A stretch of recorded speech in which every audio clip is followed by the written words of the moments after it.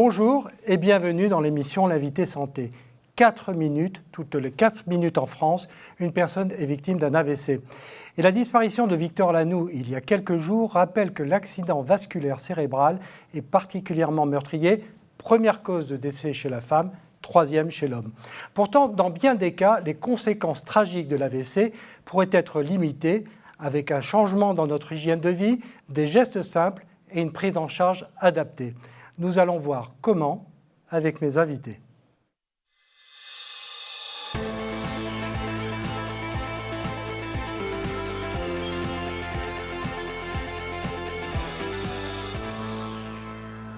Docteur Anne-Laure Laprairie, bonjour. Bonjour. Vous êtes cardiologue au CHU de Nantes, à l'Institut du thorax. Vous êtes spécialiste de l'éducation thérapeutique et de la prévention cardiovasculaire. Alors, on parle souvent d'accident vasculaire cérébral, mais en fait, il y en a plusieurs types, 2 types.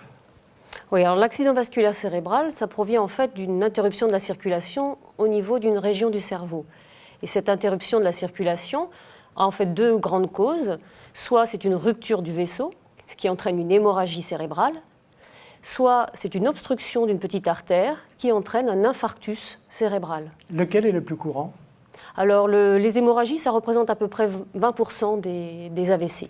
Est-ce que les dégâts, entre guillemets, dans le cerveau sont les mêmes dans l'un et l'autre cas ? Ça peut donner le même type de symptômes. Les céphalées sont plus fréquentes en cas d'hémorragie, par exemple. Après, dans les degrés de gravité, ça va dépendre de l'étendue à la fois de l'hémorragie et de l'infarctus. Et l'infarctus lui-même peut avoir plusieurs origines, en fait. L'obstruction peut se produire au niveau même de la petite artère cérébrale, mais le caillot peut également provenir d'athérome au niveau carotidien, ou bien le caillot peut se former à l'intérieur du cœur, ce qui est plus rare. Alors, on va y revenir. Docteur Anne Léger, bonjour. Bonjour. Vous êtes neurologue. Vous êtes exercé dans le service des urgences cérébrovasculaires à l'hôpital de la Pitié-Salpêtrière à Paris. Ce 12 mai s'ouvre la journée européenne de prévention des AVC et les chiffres sont toujours aussi effrayants. Est-ce que vous pouvez nous les rappeler ? Alors, il faut rappeler que l'accident vasculaire cérébral, c'est une maladie fréquente et qu'en France, on a entre 130 à 150 000 nouveaux cas en France par an. Et combien de décès ? Et alors, on compte à peu près 40 000 cas en France par an de décès par accident vasculaire cérébral, ce qui fait la première cause de mortalité chez la femme et la 3e cause de mortalité chez l'homme. Pour quelle raison on a l'impression que l'AVC touche plus la femme que l'homme ? Alors, il y a plusieurs raisons. Alors, il faut quand même un message un petit peu optimiste. Il faut se dire que quand même, dans toutes les tranches d'âge, il y a une décroissance des décès chez les hommes et chez les femmes, sauf chez les femmes jeunes de 45 à 65 ans. Et en fait, c'est dû au fait que les femmes ont changé leur mode de vie et qu'elles sont maintenant de plus en plus exposées à des facteurs de risque comme le tabac, la sédentarité, la surcharge pondérale, l'obésité, et que malheureusement, en fait, les femmes sont beaucoup plus sensibles à ces facteurs de risque que les hommes, et que du coup, leurs artères réagissent de façon plus sévère à ces facteurs de risque-là. Et puis, malheureusement, les femmes aussi ont tendance à ne pas avoir exactement la même attitude vis-à-vis de leur santé. Elles s'écoutent un petit peu moins, elles n'ont pas les mêmes comportements d'alerte. Et puis, vous voulez dire que les hommes prennent mieux en charge leur santé, prennent mieux soin d'eux ? En tout cas, face à des signes d'alerte sur lesquels on va revenir, je pense, un petit peu plus tard, eh bien, les femmes vont avoir tendance à négliger, à retarder la consultation, ce qui peut avoir des conséquences dramatiques dans l'accident ischémique transitoire ou dans l'infarctus cérébral. On peut rappeler d'ailleurs que l'AVC tue plus que le cancer chez la femme. Tout à fait. Alors, on dit souvent aussi que c'est une maladie de senior. Est-ce que c'est vrai ? Alors, globalement, l'accident vasculaire cérébral est une pathologie qui touche la personne âgée, avec un âge moyen de survenue aux alentours de 73-75 ans. Mais il faut absolument se souvenir que ça reste une pathologie qui touche quand même le sujet jeune, avec 25% des patients qui vont avoir moins de 65 ans et même 15% des patients qui vont avoir moins de 55 ans. Et il y a même des enfants, des jeunes qui sont touchés par l'AVC, de l'ordre de 500 à 1000 par an. Voilà, c'est une maladie rare, faut Mais c'est une maladie qui existe, l'AVC de l'enfant existe. Et elle est due à quoi chez l'enfant? C'est des choses qui sont un petit peu différentes de chez l'adulte, avec des maladies qui vont plus toucher les maladies du sang ou des vaisseaux. On n'est pas exactement sur les mêmes choses que l'adulte. Justement, comment l'AVC peut-il fracturer une vie? Notre journaliste Michael Spitzberg est allé à la rencontre d'Isabelle Florentin. Elle a fait un AVC en 2000, elle avait alors 36 ans, elle raconte. Ça m'est arrivé un matin, alors que je préparais mes filles pour les emmener à l'école. Je me suis sentie bizarre, j'ai cru que j'allais tomber dans les pommes et en fait, je suis tombée, j'étais déjà hémiplégique et c'était l'AVC, quoi. Mais en fait, j'ai eu une alerte que je n'ai pas su interpréter parce que je n'avais pas été informée, je ne savais pas ce que c'était. Dans mon travail, sur mon lieu de travail, donc dans un avion, en revenant d'un long courrier d'Amérique Nord, en traversant l'avion, en revenant vers l'avant de l'avion, j'ai perdu la vision d'un œil. Comme si je m'étais mis la main devant l'œil et ça m'a fait vraiment une sensation bizarre. Je me suis dit, oh là là, c'était un vol de nuit, un long vol, fatigant, donc j'ai pensé que c'était simplement un coup de fatigue. Je n'en ai même pas parlé, j'ai parlé de rien autour de moi. Pourtant, j'avais une équipe, on était une équipe, hein, dans l'avion, j'ai parlé de rien. Parce que c'est revenu tout de suite. Donc en fait, pour moi, c'était passé. C'était juste un petit souci. J'ai pris ça comme un petit coup de fatigue. C'est tout. Et en fait, c'était un accident ischémique transitoire donc, qui annonçait l'AVC. Et l'AVC, bon, je pense que j'ai dû le faire dans le mois qui suivait. Mais je n'ai pas su interpréter cette anomalie qui aurait dû me faire réaliser que c'était un AVC qui se préparait, quoi. Il y a des tas d'explorations qui ont été faites et on n'a jamais trouvé de raison à mon AVC. Mais j'étais très fatiguée et très contrariée, et donc pour moi, je pense que c'était un petit coup. Alors maintenant, au début, on me dit ah non, c'est pas le stress, c'est pas. Et maintenant, petit à petit, on commence à penser que le stress est un facteur d'AVC.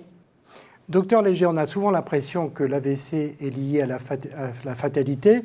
Or, il y a des risques et des signes d'alerte, on y reviendra plus tard. Mais commençons par les facteurs de risque. Est-ce que la génétique en est un? Alors, il y a des rares maladies génétiques qui peuvent donner des accidents vasculaires cérébraux, ces maladies rares.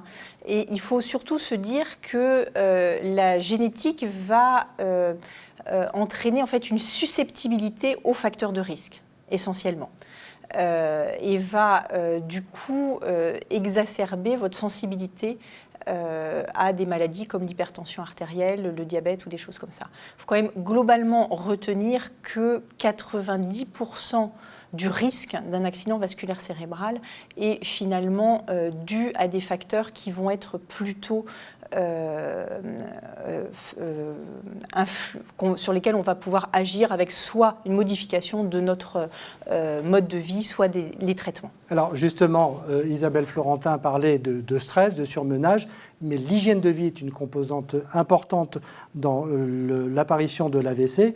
Ça joue de manière déterminante, Madame Laprairie? Oui, c'est un rôle fondamental.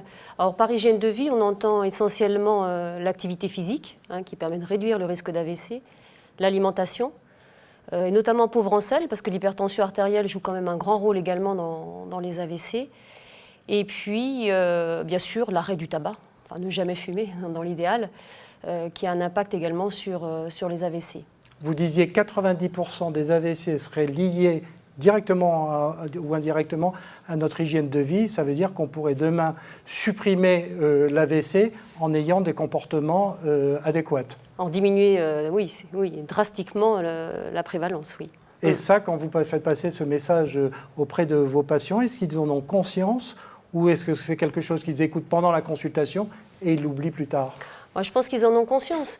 Simplement, quand on n'est pas encore concerné, on a quelquefois du mal à modifier ses habitudes de vie. Arrêter de fumer, c'est pas facile, c'est une addiction. Et puis, changer d'alimentation, se mettre à l'activité physique, c'est pas non plus forcément très facile. Et je pense qu'il faut quelquefois accompagner les patients. C'est quelquefois un peu plus motivant, si on peut dire, d'éviter la récidive. après un premier accident où là, il y a un peu plus de motivation à changer. Et puis notre corps peut nous donner des informations. Par exemple, si le cœur ne fonctionne pas, c'est l'une des causes d'AVC, ne fonctionne pas bien. Alors, c'est une des causes des infarctus cérébraux, effectivement, c'est quand le cœur est en arythmie. Parce qu'à ce moment-là, les oreillettes... On peut expliquer en 2 mots l'arythmie? Oui, l'arythmie, c'est en fait... dans le cœur, il y a un système électrique qui permet d'avoir des battements bien réguliers. Et dans le cas de la fibrillation atriale, ce sont les oreillettes qui ont des petites contractions complètement désordonnées au lieu d'avoir une bonne contraction toutes les 60 fois par minute, par exemple. Et de ce fait, le sang a tendance à stagner dans l'oreillette et il peut se former des caillots qui vont ensuite migrer vers le cerveau. C'est à peu près 20% des causes d'AVC? C'est en fait 15 à 20% des infarctus cérébraux. Des infarctus cérébraux? Oui. Pas des AVC? AVC, disons que ce n'est pas une cause d'hémorragie par contre. Juste Madame revenir Léger. sur le fait que, par exemple, le tabac est un facteur de risque très, très, très important, par exemple, d'une maladie qui fait très peur, comme la rupture d'anévrisme. Rupture d'anévrisme, expliquez-nous. Qui est la rupture d'une artère qui est à la surface du cerveau, qui est une artère méningée. Et le fait d'arrêter de fumer, par exemple, est très important. Et on a des messages des autorités publiques comme, voilà, sur le cancer ou des choses comme ça, mais une maladie qui fait très peur comme la rupture d'anévrisme, arrêter de fumer est fondamental pour limiter ce type de pathologie. Pourtant, on a l'impression qu'on fait ce qu'il faut, en tout cas dans les messages, pour réduire la consommation de tabac. En revanche, les AVC continuent d'augmenter. C'est dû aux autres facteurs de risque comme l'alimentation. L'hypertension artérielle est un facteur de risque très très important. Voilà, et le tabac est le deuxième facteur de risque. L'hypertension artérielle qu'on peut corriger de quelle façon? Docteur Laprairie? Oui.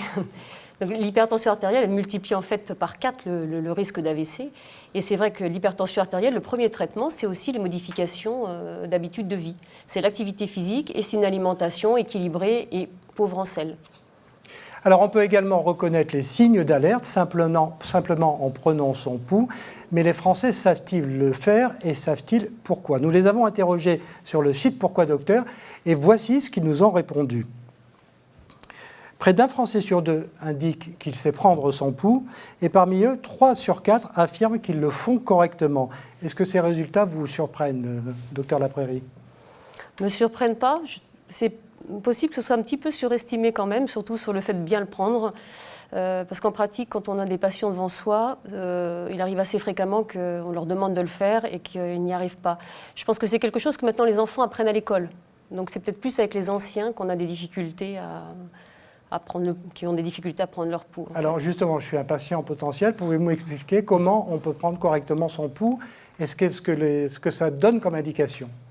Alors pour prendre son pouls, on a deux solutions. On peut le prendre au niveau du poignet, dans le prolongement du pouce, en mettant 3 doigts comme ça, sans appuyer trop fort pour ne pas en fait interrompre la circulation du sang. Et puis on attend, une fois qu'on a les battements cardiaques, et on vérifie si le pouls est bien régulier. Et puis si on le souhaite, on peut mesurer également la fréquence cardiaque en comptant par exemple les battements sur 15 secondes et en multipliant par 4 ou sur 30 secondes et en multipliant par 2. L'autre solution, c'est de la prendre ici, au niveau du cou, juste à côté du cartilage qui est là, sans appuyer là non plus, au niveau de la carotide. Et de la même façon, on compte les battements sur 15 ou sur 30 secondes. Et les chiffres vont nous donner des indications. Quelles indications? Quels sont les repères qu'il faut avoir quand on prend son pouls? Alors, un pouls moyen, c'est entre 60 et 90. Mais c'est surtout le caractère régulier qui va avoir un intérêt pour ce qui est de la prévention de l'AVC, puisqu'en fait, l'arythmie cardiaque dont on parlait tout à l'heure donne un pouls complètement irrégulier et anarchique. Et c'est ça qu'on peut vérifier en fait en prenant son pouls sur 15 secondes. Ce n'est pas tant le chiffre que la régularité des battements qu'on va rechercher. Est-ce qu'il y a un moment dans la journée où il faut plutôt le prendre? Alors, ce qui est important, c'est de le prendre quand on ressent des symptômes aussi qui paraissent un petit peu... Alors bien sûr, quand on ressent des palpitations, là, il faut prendre son pouls pour vérifier. Mais c'est aussi quand on fait par exemple un petit malaise, qu'on se sent un petit peu oppressé, gêné. Il ne faut pas hésiter à ce moment-là à prendre le pouls pour vérifier s'il n'y a pas un lien finalement entre une éventuelle irrégularité du rythme cardiaque et les symptômes un petit peu atypiques qu'on ressent. Deuxième enseignement de ce sondage, les Français savent en majorité à quoi sert la prise de pouls, on vient de le rappeler, mais 1 sur 2 ignore qu'il peut être utile dans la prévention des AVC. Comment peut-on les convaincre Docteur Léger. Alors, ce qu'il faut se dire, c'est que la prise de pouls et du pouls, si celui-ci est irrégulier, permet de détecter la fibrillation auriculaire, qui est une maladie qui peut donner des accidents vasculaires cérébraux. Donc là, on est dans la prévention, c'est-à-dire repérer une maladie qui va pouvoir donner un accident vasculaire cérébral. On n'est pas dans les signes d'alerte qui vous disent que vous êtes dans une artère qui est en train de se boucher. Il faut juste avoir un message qui différencie bien les deux choses. Donc là, je crois que faut bien expliquer aux gens, vous êtes en train de détecter une potentielle maladie qui peut donner des infarctus cérébraux. Et ça, les patients l'entendent, ce message. Il est auprès de vos patients. Et puis je pense que si on arrive à régulièrement auprès des médecins généralistes et en répétant ce message régulièrement, que finalement la fibrillation auriculaire peut donner des accidents vasculaires cérébraux. Voilà. Après, il y a d'autres maladies et d'autres facteurs de risque qui peuvent en donner aussi. Justement, c'était la dernière question qu'on a posée aux Français. 9 sur 10 voudraient que le médecin prenne leur pouls. Or, on sait qu'ils ne le font pas régulièrement ou à chaque consultation. Quel est là encore le message qu'on doit faire passer aux médecins, les généralistes en particulier, docteur Laprairie, docteur Léger? Alors oui, si le médecin ne prend pas toujours le pouls de la façon dont on l'a montré, il a par contre d'autres moyens pour vérifier que le cœur est régulier ou non. C'est pas forcément un mauvais médecin parce qu'il ne le fait pas à chaque consultation. Le message est important. C'est ça, l'auscultation cardiaque permet tout à fait de voir si le cœur est régulier ou pas. Et les appareils à tension, quelquefois, donnent également la fréquence du cœur. Donc il y a d'autres moyens pour avoir le pouls. Quelque chose sur lequel je voudrais beaucoup insister, parce que là on parle du pouls donc, pour la fibrillation auriculaire, mais la grande cause quand même de l'AVC, c'est l'hypertension artérielle. Et je crois que si on peut laisser un message, c'est qu'il faut que les Français ils s'intéressent à leur tension artérielle. Il faut que les médecins s'y intéressent aussi, parce que si on arrivait à mieux contrôler les hypertensions artérielles, je pense qu'on aurait beaucoup moins d'AVC.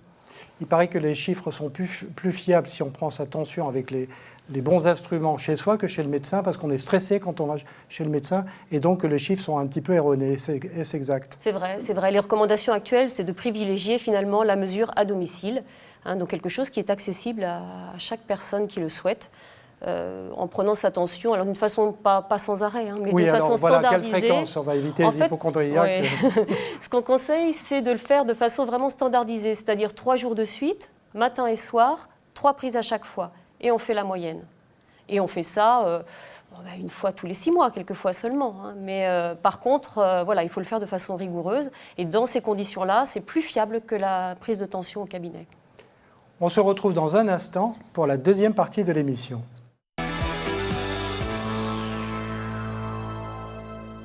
Dans son témoignage, Isabelle Florentin évoquait un épisode auquel elle n'a pas fait attention sur le moment, un accident ischémique transitoire. Expliquez-nous, docteur Léger, ce qui se passe à ce moment-là et pourquoi ce signal-là est déterminant pour la suite. Alors voilà, c'est vraiment fondamental de repérer les signes de l'accident ischémique transitoire parce que c'est vraiment le signal d'alerte. Et à peu près 25% des infarctus cérébraux vont être précédés de ces signaux d'alerte. Et si on les prend suffisamment tôt, on va pouvoir éviter finalement l'infarctus cérébral. Alors, 2 questions. Qu'est-ce qu'un AIT et quels sont ces signes d'alerte? Alors, l'infarctus, l'accident ischémique transitoire, c'est l'artère qui va se boucher, mais qui, finalement, le caillot est suffisamment friable, il va se déboucher suffisamment vite pour que les cellules qui ont été, finalement, asphyxiées pendant quelques secondes, quelques minutes, ne meurent pas. Et, finalement, la circulation va se rétablir et tout va revenir comme avant. Voilà. Et finalement, ça, c'est, on peut dire, la fumée qui annonce l'explosion du volcan. Et ça arrive en général 1 mois ou plus longtemps. Il n'y a pas Alors, de ça règle. arrive souvent dans les jours ou les semaines qui précèdent.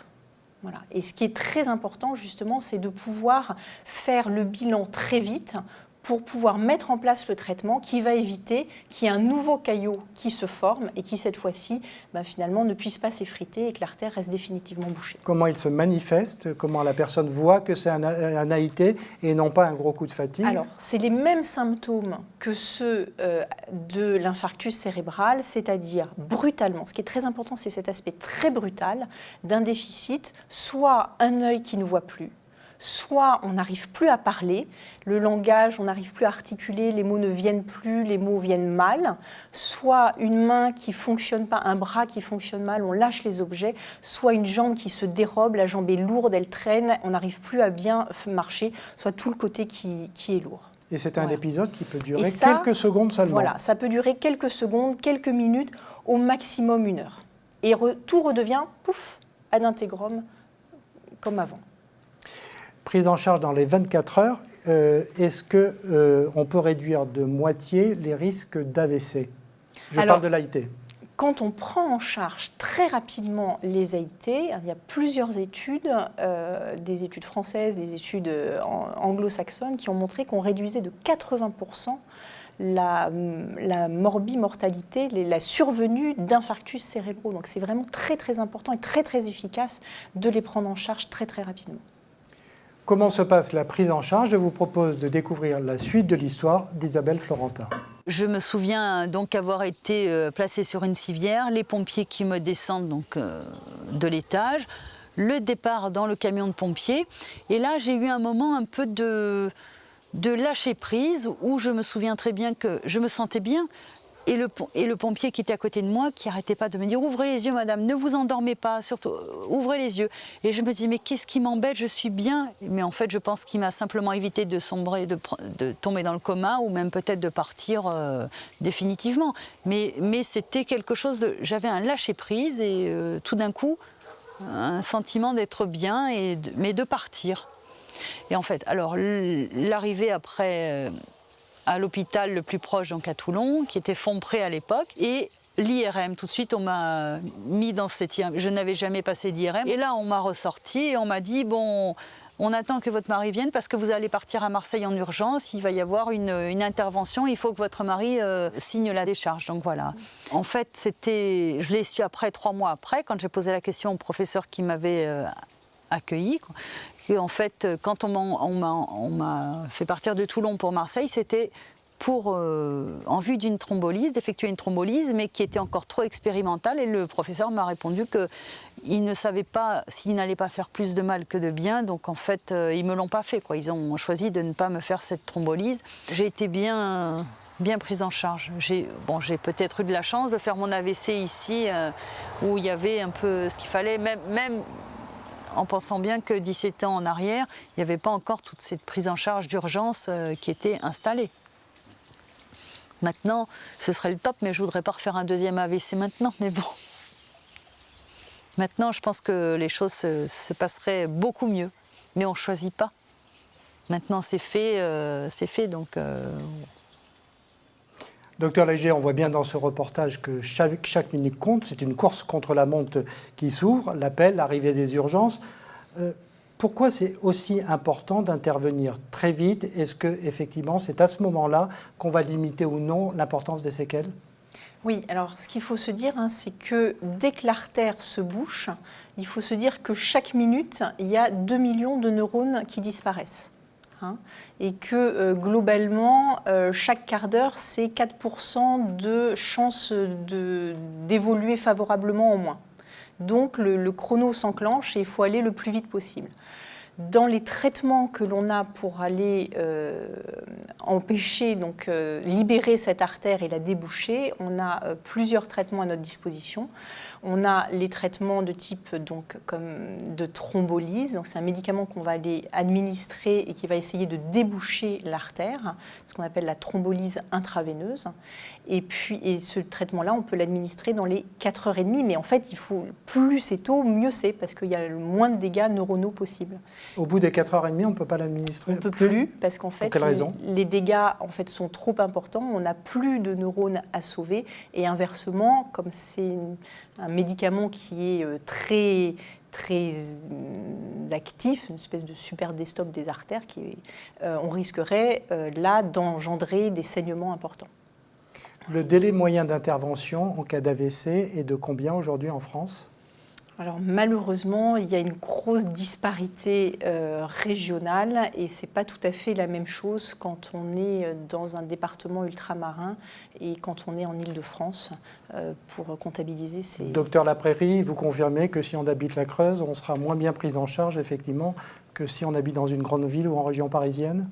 Moins bien prise en charge, je ne sais pas, mais il y aura certainement un petit peu plus de délai. Mais je crois qu'on a d'autres leviers aussi à actionner, et notamment l'information des personnes pour qu'elles préviennent le plus tôt possible. Alors 40 000 personnes meurent, on le disait tout à l'heure, meurent chaque année des suites d'un AVC. Est-ce qu'on doit justement attribuer ce taux de mortalité important à ces écarts de la prise en charge, ou est-ce qu'il y a d'autres facteurs qui interviennent? Docteur Léger? Alors, il y a plusieurs choses qui rentrent en ligne de compte dans ça. Il y a d'abord malheureusement des infarctus cérébraux où on a des très grosses artères qui se bouchent et des lésions cérébrales qui sont très très importantes. On appelle ça des infarctus malins. Et là, malheureusement, les dégâts sont tellement importants qu'on a une destruction trop importante du cerveau et des lésions qui conduisent à la mort. Après, même si on n'a pas accès parce qu'on n'a pas prévenu assez vite, parce que parce que les gens n'ont pas forcément appelé, ou parce que l'accident est survenu au cours de la nuit et que vous n'êtes pas réveillé et que donc finalement on n'a pas d'heure de début et qu'on ne sait pas quand est-ce que c'est survenu, on peut avoir une prise en charge qui va éviter les complications à la phase aiguë de l'accident vasculaire cérébral, qui est quand même une espèce de cataclysme pour l'organisme et qui va faire qu'on va avoir toutes sortes de complications comme des infections, des choses comme ça. Et le fait d'être pris en charge dans une unité très spécialisée qu'est l'unité neurovasculaire va essayer de limiter au maximum toutes ces complications qui peuvent malheureusement conduire à un décès, et en particulier un décès précoce. Certains de vos confrères se plaignent du manque ou de l'absence de centres spécialisés, que ce soit pour les AVC ou les AIT. Est-ce que vous les rejoignez sur ce point? Alors, il y a eu un maillage relativement important d'unités neurovasculaires sur le territoire français. Je pense qu'il faut le dissocier de la prise en charge des accidents ischémiques transitoires, où là on pourra y revenir, qui est plus sur la prise en charge des problèmes de prévention, justement, où là on a encore beaucoup de progrès à faire, je pense. Docteur Laprairie, vous vouliez ajouter quelque chose sur cette partie? Non, je pense que c'est vrai qu'Anne parle de prévention et je crois que c'est là où on a effectivement beaucoup à gagner. Alors, comment s'organise la vie après un AVC? C'est ce que nous allons voir dans un instant.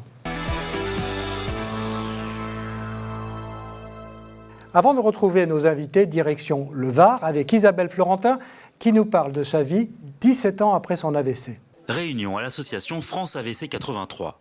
Ce jour-là, ils sont quelques membres à préparer des documents destinés à informer et prévenir sur les risques d'accidents vasculaires cérébraux. Un travail bénévole qu'effectue depuis plus de 10 ans Isabelle Florentin, présidente de cette antenne locale. Frappée en l'an 2000 par un AVC, elle a décidé depuis d'apporter son soutien aux autres victimes. C'est important d'être à l'écoute des autres et de leur apporter notre expérience. Et puis cet AVC, moi, a tellement changé ma vie que j'ai du temps à donner aussi aux autres. Et puis pour les aider. Je trouve que c'est important qu'on soit là tous pour les aider. Après son AVC, Isabelle est restée 2 ans en fauteuil roulant, avec une idée fixe, retrouver le plus d'autonomie possible. Malgré son hémiplégie, à force de volonté et grâce à quelques adaptations techniques, elle a pu reprendre le volant d'une voiture.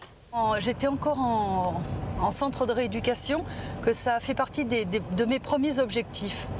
Parce que mes enfants étaient en bas âge à l'époque et c'est vrai que quand les enfants sont petits, on fait le taxi, l'école, les activités extrascolaires, tout ça. Donc, et puis on a besoin d'aller faire des courses et tout. Donc c'était essentiel pour moi et vital. Ouais, comment ça va sinon? Ça va, oui. C'est raide. C'est raide, oui, oui.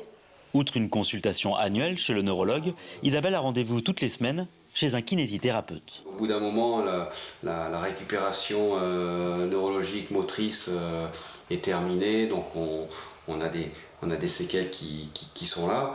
La prise en charge reste importante pour éviter que ces séquelles ne s'aggravent avec des raideurs et que ces séquelles ne diminuent, on va dire, l'autonomie quotidienne et le confort du patient en fait.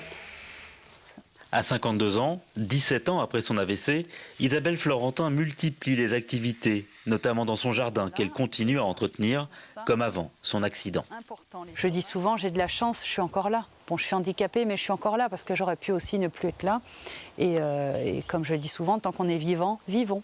Voilà. C'est un peu mon leitmotiv. Il faut avancer. Plus doucement, plus difficilement, mais il faut avancer quand même. Alors on le voit, docteur Léger, 17 ans après, les séquelles sont toujours là et très importantes. 75% des AVC donnent lieu à des séquelles. De quelle nature sont-elles? Alors, oui, elles ne sont pas toutes aussi sévères que ça. Hein. Il faut se dire que à peu près 40% des patients vont être indemnes de toutes séquelles à la suite de leur infarctus cérébral. Et malheureusement, 25% des patients vont avoir des séquelles très importantes qui vont vraiment gêner de façon très importante leur autonomie de vie. Et alors au milieu de ça, il y a des patients qui vont retrouver une fonctionnalité, une autonomie, mais qui va s'aménager autour de, voilà, avec des choses qui vont devoir être aménagées. Mais on voyait par exemple le kiné, 17 ans après, on voit que la main ne bouge pas plus que je suppose qu'il y a 17 ans. Donc on se demande à quoi finalement servent ces séances. Alors les séances, elles sont très importantes, d'abord parce que il était peut-être un tout petit peu négatif, c'est-à-dire que le fait de continuer des auto-exercices permet de gagner en souplesse et de gagner en autonomie.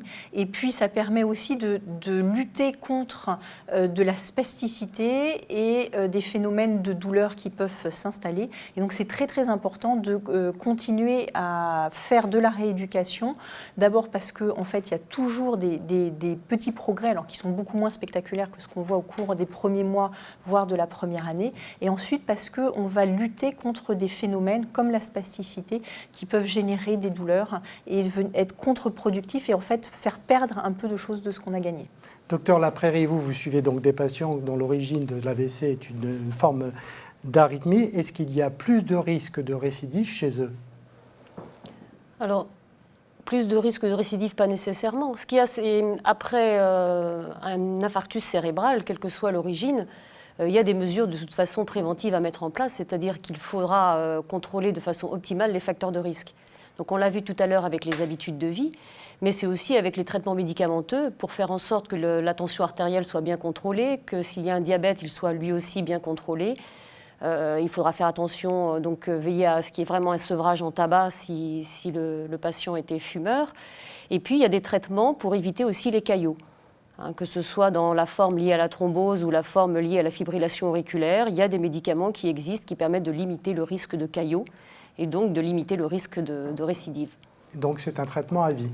C'est un traitement à vie. Pour les autres, le reportage le montrait, il faut bien évidemment faire ces séances de kiné dans le cas de Madame Florentin. C'est voir un neurologue par an pour une visite de contrôle? Alors oui, ce qu'on fait en fait, c'est qu'on essaye de suivre les patients. Ça permet d'abord de vérifier que les traitements sont bien adaptés, de vérifier que les facteurs de risque sont bien pris en charge. C'est l'entrée aussi dans une maladie chronique. Hein. C'est d'abord prendre des médicaments tous les jours, c'est pas facile. C'est ensuite la maladie chronique qui est le handicap, avec toutes les adaptations, les réajustements. Il y a toutes sortes de démarches, d'aides ou de choses comme ça de la vie avec le handicap et les différentes aides auxquelles on va éventuellement avoir droit, les adaptations au niveau du travail, et puis le neurologue va pouvoir aussi guider un petit peu et réorienter, en particulier quand il y a des choses comme une plainte cognitive, une espèce de fatigue ou de fatigabilité qui est très très fréquente, en particulier dans les semaines, les mois qui vont suivre l'accident vasculaire cérébral. Et finalement, même des patients qui ont bien récupéré sur le plan moteur ou sur le plan du langage, on va dire, bon, finalement, dans l'entourage, on est bien sorti, c'est super, tout va bien.